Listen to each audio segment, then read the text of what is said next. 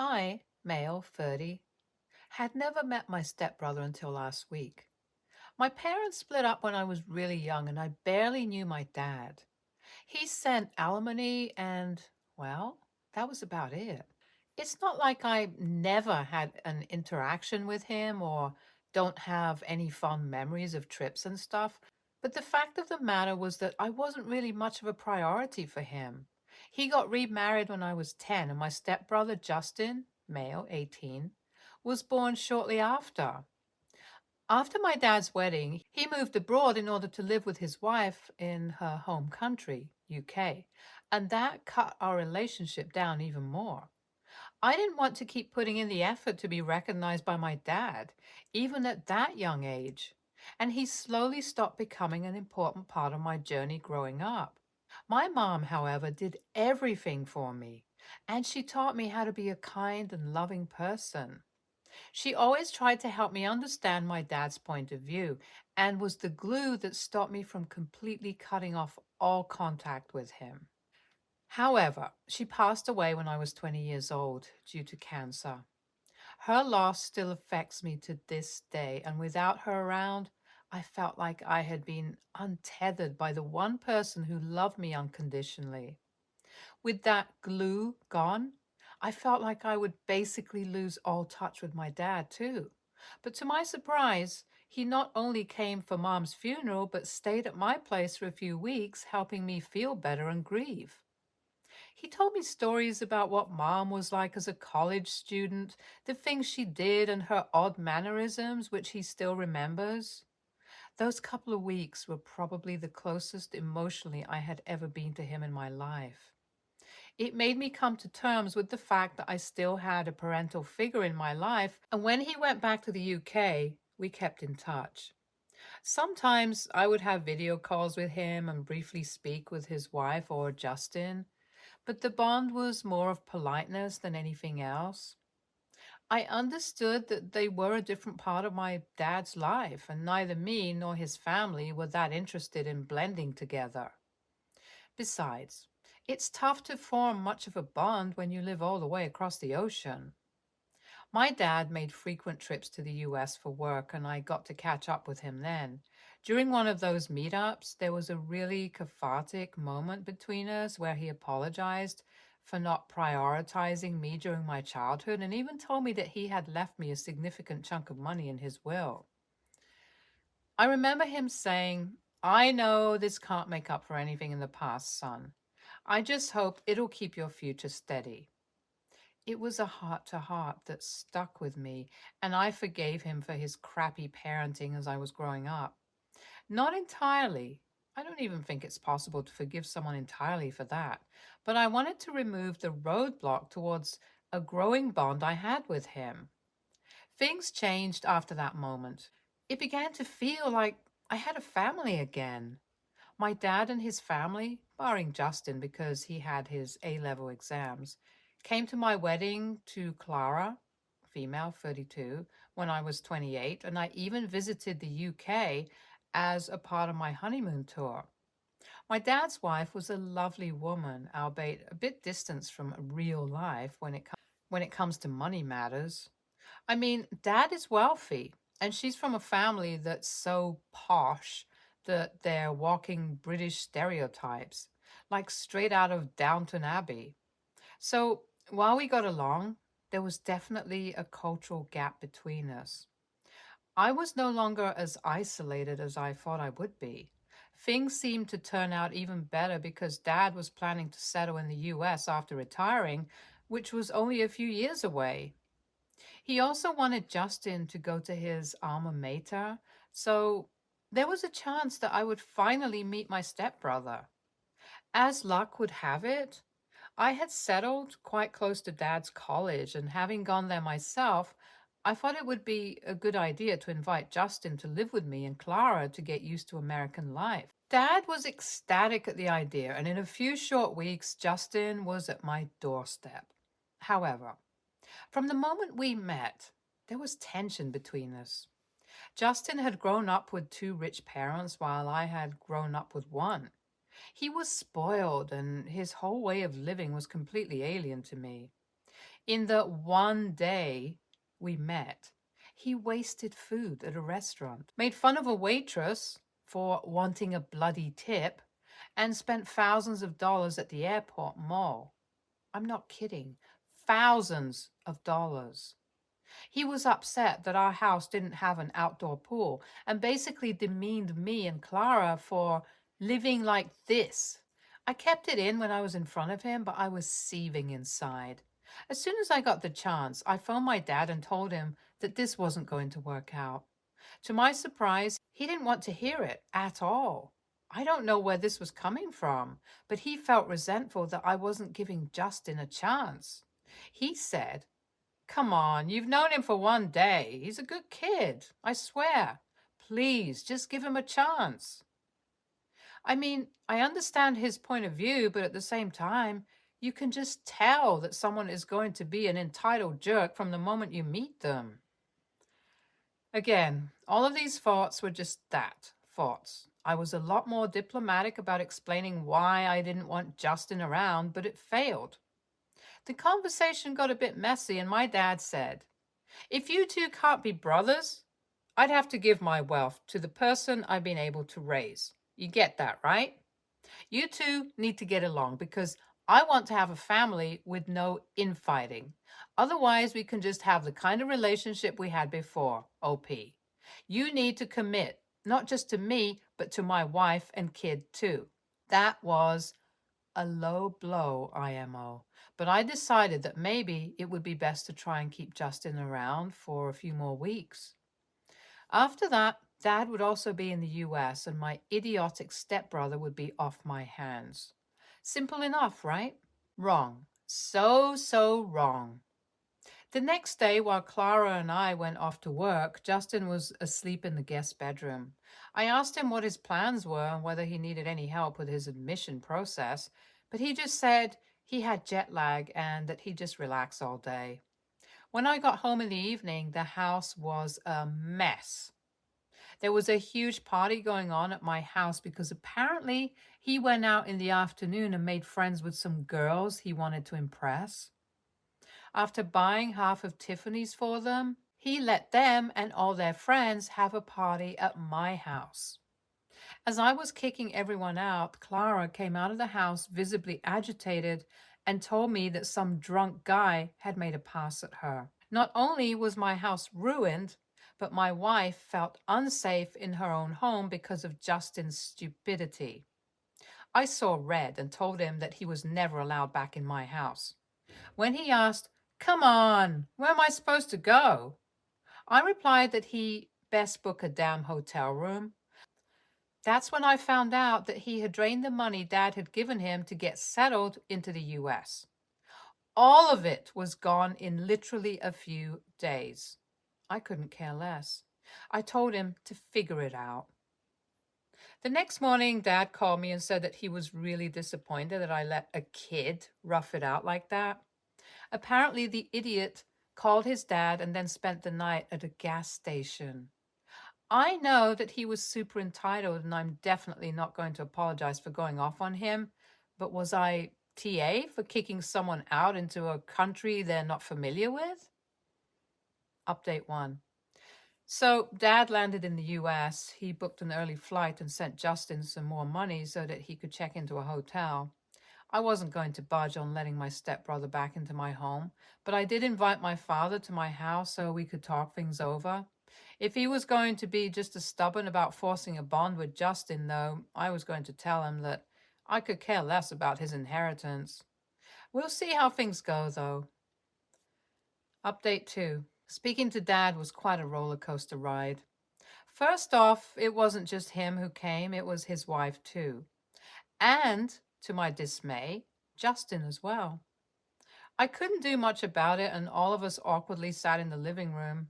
Then, to my surprise, Justin got up and blurted out an apology for his behavior. It was rehearsed, and it sounded like a snotty toddler being forced to apologize by his parents, which isn't too far off from reality. My dad then said that he also didn't understand the full extent of Justin's behavior. And after he learned about how he had drained all of his savings by looking through his transaction history, he had a stern talk with Justin. I'm not surprised that this kid gave Dad a very different story than what had gone down, basically saying he lost his money through a scam to which he was a victim and I wasn't willing to hear him out. I scoffed at that and said, Dad, I appreciate you making your kid apologize, but it doesn't change how I feel about him. I won't let him stay with me, and nor would I consider him as my family unless he proves that he is genuinely sorry. I do respect you and your wife, but I need time before I can really even think about calling Justin a brother of mine. That changed the tone from apologetic to icy once again, and they left without promising to meet up or fix things. The inheritance wasn't ever brought up again, and I guess that means that Dad still sticks by what he said. Clara thinks that it would be better for me to just pretend to mend bridges with my stepbrother so that my dad feels more secure about his family and I don't lose the relationship that I built with him over the years. But I just can't bring myself to do that. Update 3. So it's been a month since my dad has moved to the US. In that time, we haven't really spoken to each other, and I think Justin has finally moved into a dorm. However, to my surprise, I got a call from Dad's wife, and she had a heart-to-heart with me, which she admitted that Justin was spoiled because of her. My dad just wanted me to have a relationship with my stepbrother because he was insecure about bringing together the two different parts of his life. He thought that it was a prerequisite for me and Justin to respect each other in order to stop his family from being fragmented. He had confided in her about those feelings, but felt too ashamed to reach out to me. I thanked her for letting me know, and I did tell her that I'd reach out to Dad when I felt ready. Update 4. I spoke to Dad on call, and it was clear that he missed me, and vice versa. He fully admitted to being an a-hole and blinding himself to Justin's terrible behavior, while also forcing me to live with it. He apologized for threatening me about the inheritance and said that I would receive what I deserved regardless. I thanked him and reassured him about our relationship and how it isn't compulsory for me to get along with Justin in order to respect his new family. Things seem much better between us now. NTA, your dad is protecting his son from the consequences of his actions. Simple. NTA, your stepbro sounds like a jerk.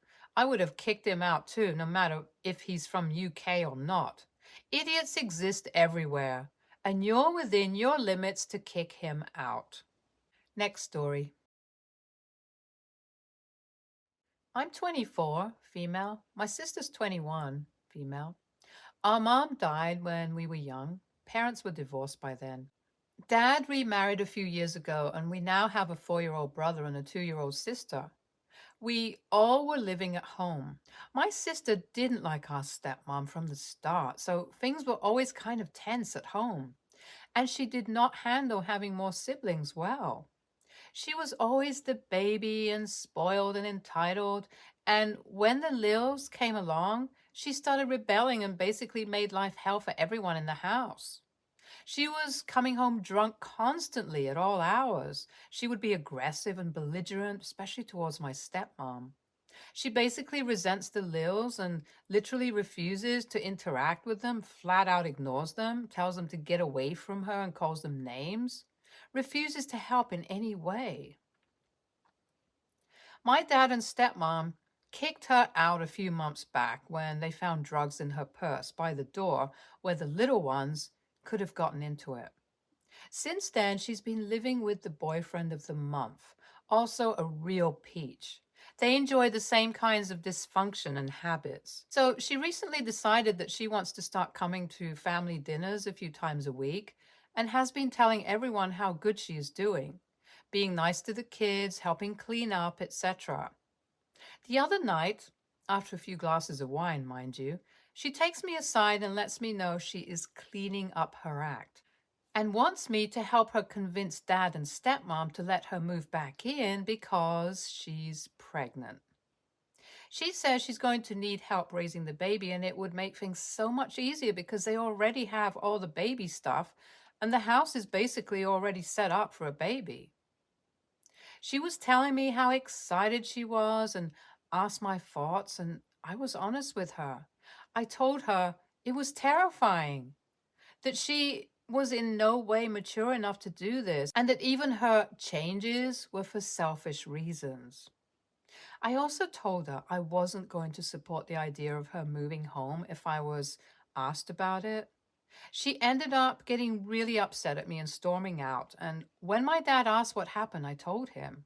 He was not happy and assured me that he would not be letting her move back in. So, AITA? NTA. She sits there drinking wine while pregnant, then acts insulted when you say she isn't mature enough to have a baby? Especially strange since her current plan to care for said kid is, I'll make my parents do it. It's clear she's highly manipulative, immature, and self absorbed. I hope you and your parents will be there for the poor kid when she inevitably neglects it. NTA, she asked for your help. You told her no and gave your reasons. Ultimately, the decision to move back home is between her, your dad, and your stepmother. If your parents are done having babies, they might be happy to pass along all their gear, as their youngest will be 3 by the time your sister's baby is born. She's not asking to come home for the gear. She wants to come home so that someone else will be responsible for her child. If she continues down this path, you and your folks will be getting a drug-addled infant in 6 to 8 months, as the child will likely be removed from her care. But she still shouldn't be allowed to move back home. Also, this would be the time for your folks to talk to her about getting herself healthy and adopting out the baby. Next story.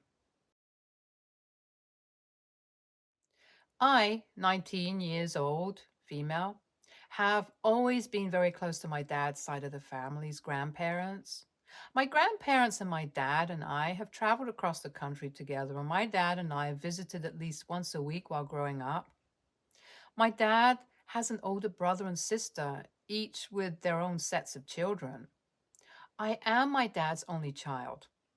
In December 2022, my grandmother passed away from a very aggressive form of cancer.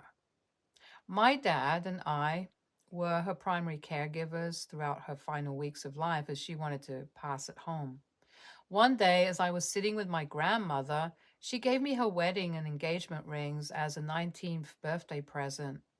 I was completely shocked but flattered to be gifted these rings. But this gift upsets my entire family, as I was not the next in line to receive them. Shortly after her death, my grandfather received my grandmother's life insurance check. While eating dinner with my grandfather, he told me he had decided to use my grandmother's life insurance check to pay for my tuition and housing at college, because that is what my grandmother would have wanted. My aunt, dad's sister, is helping my grandfather manage all of his finances now that my grandmother has passed. When my grandfather told my aunt about his plans for the money, she was furious. My aunt's daughter was next in line to receive the rings I was gifted. My aunt and her children rarely came around when my grandparents were healthy, as they lived 2 hours away. I was always at my grandparents' house growing up. I feel like if I was gifted the rings and my grandfather willingly decided to pay for my tuition, I have no reason to feel like the a-hole, but I do. My entire extended family is upset with me. AITA? Should I give the rings to the next in line granddaughter? Selfishly, I want to keep the rings as my grandmother wanted me to have them, but I also don't want to lose my family over them. Edited to add. I guess I used the words next in line out of context. My aunt's daughter, my cousin, is the oldest granddaughter and was supposed to inherit the rings.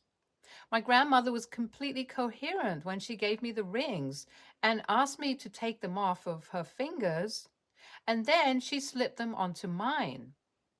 It is one of my favorite memories of my grandmother now. I have decided to keep the rings and accept the life insurance tuition money. Thank you everyone for your kind words, and I hope this edit clears up any questions. OP stop. NTA 1. There is no such thing as next in line unless the owner of said item creates a list. Your cousin is simply the oldest. These are two different things. Get them straight in your head. 2.